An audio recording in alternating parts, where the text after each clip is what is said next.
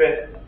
હમણાં સૂર્ય કુકરનું બહુ ચર્ચા છે, તો હવે સૂર્ય કુકર લેવું જોઈએ. સારું છે, અમારા બેને કીધું આ પીઓ છે, બાળકોને સારું ફૂડ મળે. આપણા દીકરા દીકરીઓ નાના નાના ફૂડનો જતા હોય, કુપોષિત હોય, એટલે સારું મળે તો ગેસનો બાટલો વાપરવો ન પડે, બચત થાય.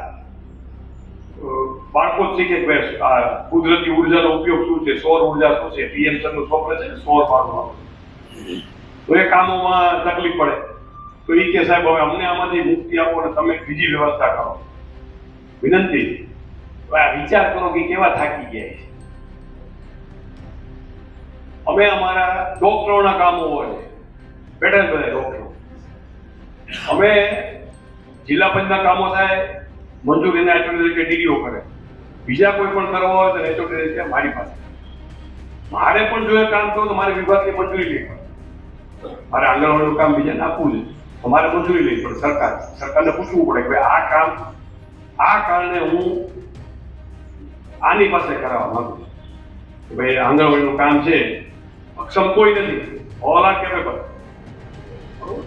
પણ લીડ લેવાની વાત છે. લીડરે જોવું જોઈએ ને પછી એ એના તો કઈ હું 3 વર્ષ થયું હજી એનો એવું હું ના કરી શકું.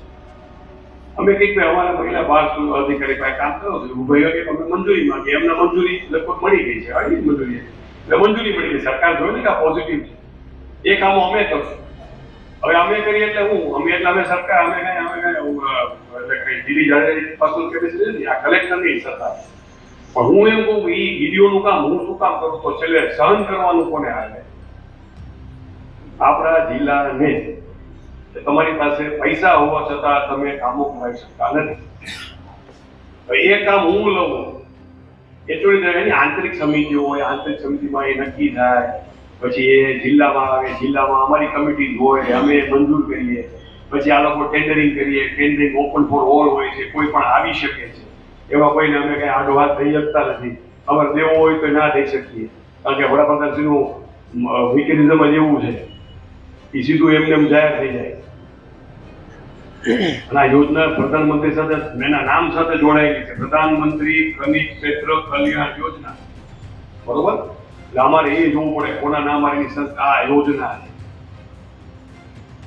છે, એ તમે કરાવીએ. હવે સ્ટ્રીટ લાઇટના કામ નથી તો ટીડીઓ છે બેઠા છે, અમે ડાયરેક્ટ કોઈને પૂછી લીધું. હવે એનું અમે પ્રાંત પાસે કરાવીએ. મેડિકલના કામો તો પ્રાંત પાસે કરાવીએ. અમારા પ્રાંત કે તમે ઓવરબર્ડન થઈ ગયા ભાઈ, એમ કે 2 જણા મારી પાસે તમે અમારી પાસે વધારે પડતું કરાવો. આ ડીઓ અમુક મારી પીકમાં બોલતા પણ એને મનમાં એક સાહેબ બધું અમે નાનક પાટો તમને પહેરાવે જ રાખે, ડીપીઓ કે તમને પહેરાવે જ રાખે. ડીપીઓ કરીએ તો તમે ડીઓ ના આપી, શિક્ષણ જ છે ને, એ તો આચાર્યને આપી. જિલ્લા પંચાયત ઇરિગેશન નો કે તો સ્ટેટ ઇરિગેશન ને આપી. ડીએમએફ માં કલેક્ટર બગીચો બનાવો છો તો સ્ટેટ ઇરિગેશન એને ક્યાં કરો, છતાં એને આપી કે તમે કરો, સ્ટેટ વાળા છે કરો. આપણે બીચ ઉપર કહું છે કે સ્ટેટ ઇરિગેશન કરશે, હિરણ ઉપર બગીચો બનાવો છો તો સ્ટેટ ઇરિગેશન કરશે. કોઈ ના નથી પાડતું, બધા જ કરે છે. આ સીઓ ના નથી પાડતો, ટીડીઓ ના, કોઈ ના નથી પાડતું, બરોબર? હું કોઈ પછી તમને કાંઈ થાય તો મારી જવાબદારી. હું સોમનાથ મહાદેવનો ગણ છું, થોડું ઝેર તો હું પી શકીશ. મારી જાહેરમાં કીધું છે બધાને, તમને કોઈ મારું નામ દઈ દેજો, અને મેં એનો સૂચ નહીં થયું બોનાફાઇડ ઇન્ટેન્શનમાં. ભાઈ કીધું છે નથી કીધું તારી નથી કરી. સાચા સારા કામો કરતા મને કોઈ કઈ અડચણ આવે તો મારું નામ દઈ દેજો, એટલે જ લોકો મારા નામનું બિલ ફાડે છે. મારો હેતુ એટલો જ છે કે આ જિલ્લાના જે ગ્રાન્ટ આવે છે, જેના માટે આવે છે, બજેટમાં જે પ્રોવિઝન થાય છે, આપણા સન્માનનીય સંસદ સભ્યશ્રી, ધારાસભ્યશ્રીઓ, ચૂંટાયેલા સરપંચશ્રીઓ, જિલ્લા તાલુકા પંચાયતના સભ્યો જે કામ સૂચવે છે, લોકોની માગણીને ધ્યાનમાં રાખીને જો એ અમે સમયમર્યાદામાં પૂરા ના કરી શકીએ તો અમને આ હોદ્દા ઉપર બેસવાનો કોઈ હક નથી. આજે કલેક્ટર ઢીલો પડી જાય એટલે આખું તંત્ર ઢીલું પડી જાય, બરોબર? પણ તમારા બધાનો સહકાર છે, સોમનાથ મહાદેવની કૃપા છે, હું ઢીલો નહીં પડું. સારું સાચું કામ કરવામાં કોઈ એવું ના. એટલા માટે લખ્યો છે જે હાલમાં મારી પાસે અહીંયા છે પત્ર. મેં આજે થોડા સમય પહેલાં કલેક્ટર અને ભાઈ દિનુભાઈ પૂર્વ સાંસદ વિશે જે કંઈ વેમનસ્ય ઊભું થયું છે એના કારણે જે કંઈ બોલતા હતા, એટલે અમને એવું લાગ્યું કે આ જિલ્લા ગીર સોમનાથ જિલ્લામાં અત્યાર સુધીમાં મારા 40 વર્ષના જાહેર જીવનમાં આવો કોઈ અધિકારી સરકાર તરફી અને સરકારને યશ અપાવતો હોય એવો કોઈ અધિકારી જો મેં જોયો હોય તો એમાં જાડેજા સાહેબ આવે છે, કલેક્ટર શ્રી ગીર સોમનાથ.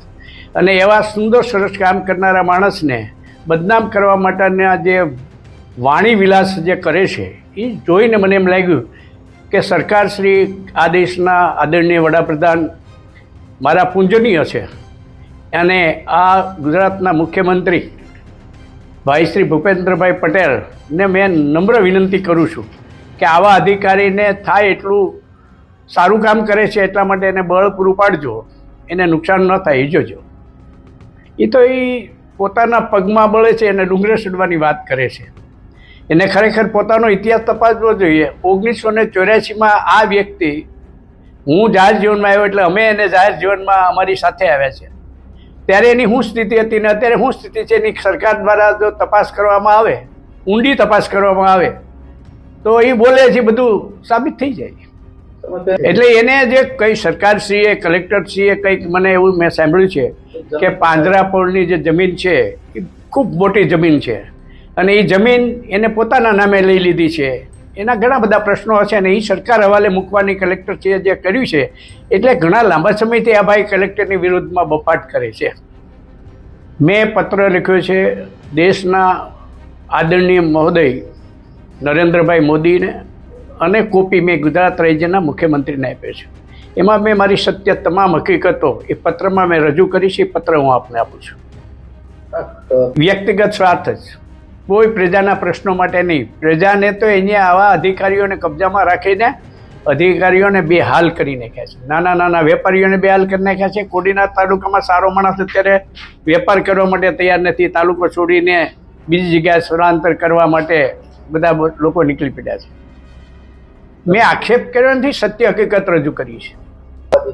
એ તો મેં એટલા માટે આક્ષેપ નહીં, મારી સત્ય હકીકત રજૂ એટલા માટે કરી છે કે મારી હયાતીમાં ઘણા બધા અધિકારીઓને ધમકાવ્યા છે, ડરાવ્યા છે ને એને જાહેર જીવનમાં તમે તપાસ કરો ને તો તમને ઘણી બધી વિગતો મળશે. તમે કલેક્ટરને સમર્થન કરશો? વ્યાસ કલેક્ટર સારો માણસ છે અને સમર્થન કરવા, આવા અધિકારીઓને સમર્થન કરવા માટે અમારી સંપૂર્ણ તૈયારી છે. એ તો એમની માનસિકતા છે. પૂર્વ સાંસદ દિનુભાઈ સોલંકીની માનસિકતા છે. તે વખતે ક્યાં ગયા હતા ભાઈ? તે વખતે કેમ એની આડા ન આવ્યા કે ભાઈ આ શું કામ પાડો છો? ગરીબ માણસનું રહેવાનું ઠાણ છે એ ક્યાં જશે એવું કહેવા તો કોઈ દી આવ્યા નથી. આ તો પોતા ઉપર જ્યારે ઘા આવ્યો છે એટલે પછી ભાઈ ઉપડી પીડ્યા છે. સરકાર પાસે શું માંગણી? સરકાર પાસે તો હું એટલી જ વિનંતી કરું છું આદરણીય નરેન્દ્રભાઈ મોદી, અમિતભાઈ શાહ સાહેબ અને આ મુખ્યમંત્રી ગુજરાતના ભૂપેન્દ્રસિંહભાઈ પટેલને કે આવા સનિષ્ઠ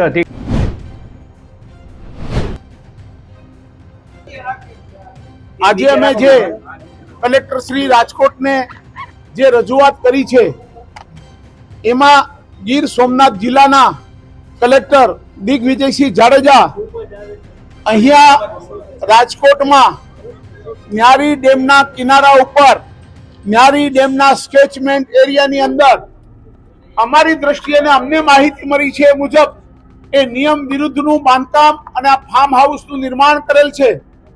આ એટલા માટે અમારે રજૂઆત કરવા આવી પડી છે કે આજ ગીર સોમનાથના કલેક્ટર દિગ્વિજયસિંહ જાડેજા ગીર સોમનાથની જિલ્લામાં ગરીબોના મકાનો, ગરીબોના ઝૂંપડાઓ, ગરીબોના ખેતરો પોતાનો સત્તાનો ગેરઉપયોગ કરીને ઉજાડી રહ્યા છે. ત્યારે ત્યાંની પ્રજાએ અમારી પાસે માહિતી આપી કે આ લોકો આવી રીતે અહીંયા રાજકોટમાં રહે છે. અમારી આજની રજૂઆત ન્યારી ડેમના કિનારો પર આવેલું આદિરાજ ફાર્મ જેની માલિકી આ ગીર સોમનાથ કલેક્ટરની છે.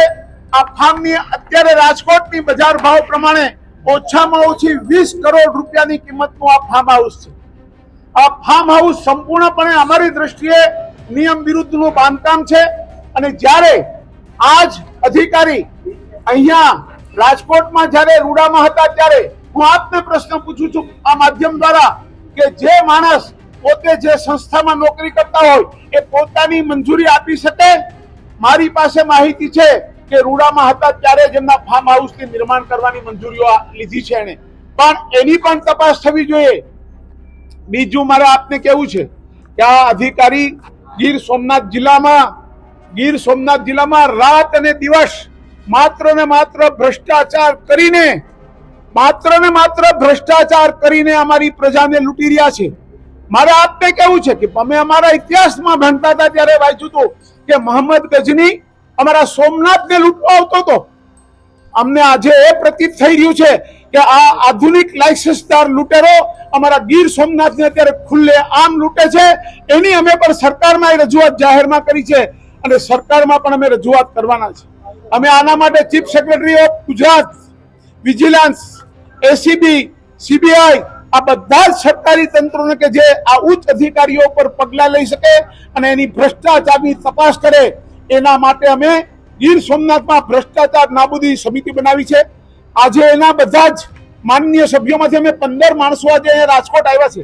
એમાં 5 વકીલ મિત્રો અમારી સાથે છે, બીજા 10 સભ્યો છે. એમાંથી અહીંયા અમે સ્ટેમ્પ ઓફ રજિસ્ટ્રાર સાહેબને પણ અમે આજે વિનંતી કરી રહ્યા છે અમારા વકીલશ્રીઓ કે આજે તમે દિગ્વિજયસિંહ જાડેજા કલેક્ટર ગીર સોમનાથના પરિવારના નામે કે એમની સાથે લોહીના સંબંધથી જોડાયેલા હોય એવા કોઈ પણ પરિવારજનો નામે આ રાજકોટ શહેર અને આજુબાજુના વિસ્તારમાં એમની કોઈ પણ મિલકત હોય તો એની અમને માહિતી આપવાના છે. એ પણ અમે માંગણી કરી રહ્યા છીએ. જીલુભાઈ, કોડીનારમાં તો તમારું વ્યક્તિગત શાસન છે એવું કહેવાય છે. આ કલેક્ટરની સાથે વાંધો શું પડ્યો તમે? કલેક્ટરની સાથે વાંધો એ પડ્યો એવું કાંઈ તમે મને કહેતા હોય તો વાંધો નથી. જાહેર જીવનમાં કોઈની સાથે અમારે વાંધો પડે જ નહીં. પણ અમારી નગરપાલિકાની ચૂંટણી હમણાં જ ચાલુ હતી, આપણે જોયું હતું. એણે અમારા ગામના બધા જ બૂથોને સંવેદનશીલ જાહેર કરાવ્યા માત્ર કોંગ્રેસને ખુશ રાખવા માટે. શું કામ? તમને આશ્ચર્ય થાય કે કોંગ્રેસને કલેક્ટરે શું કામ ખુશ રાખવા જોઈએ? પણ એણે જે વેરાવળની અંદર ઘણી પ્રોપર્ટીઓનું કે જેનું ડિમોલિશન કરી અને ગુજરાત સરકારની પાસે પોતાની વાહવા કરાવવા અને પોતાને ગુડ બુકમાં આવવા માટે આ માણસે જે નિયમ વિરુદ્ધના બાંધકામો કર્યા છે એના વિરુદ્ધમાં સુપ્રીમ કોર્ટ ઓફ ઇન્ડિયાની અંદર એક પિટિશન દાખલ થઈ છે. અને આ પિટિશન એમાંથી એને કોણ બચાવે? કોંગ્રેસ સિવાય કોઈ બચાવી ન શકે. કેમ કે આ પિટિશન કરનારા વેરાવળના મુસ્લિમ સમાજના કોંગ્રેસી આગેવાનો છે. એનાથી બચવા માટે આ માણસે તુક્કો કરી અને કોડીનાર શહેરની ચૂંટણીને સંવેદનશીલ જાહેર કરાવી. અમારા ગામમાં અમે 35 વર્ષથી નગરપાલિકા ભારતીય જનતા પાર્ટી પાસે છે. ભારતીય જનતા પાર્ટીની કામગીરીને કારણે કોડીનાર નગરપાલિકાના પ્રજાજનો અમને વારંવાર સુકાન સોંપી રહ્યા છે. એમાં ભાઈને એવું થયું કે હું આ બધું કરું. મારો દીકરો શિવાભાઈ 7 નંબરના વોર્ડમાં એ ચૂંટણી લડતા હતા. એક કલેક્ટર દરજ્જાનો માણસ ચાલુ મતદાને 2 કલાક સુધી એ મતદાન મથકમાં શું કરતા હતા, લોકોનો કેવો પ્રભાવ પાડતા હતા કે તમારે કોઈ ડરવાની જરૂર નથી. પણ અમારું શહેર એમ કોઈથી ડરે નહીં. બધાએ નિર્ભયપણે પૂરેપૂરું 60% જેટલું મતદાન કરીને અમે લોકો ભારતીય જનતા પાર્ટીને વિજયી બનાવી છે.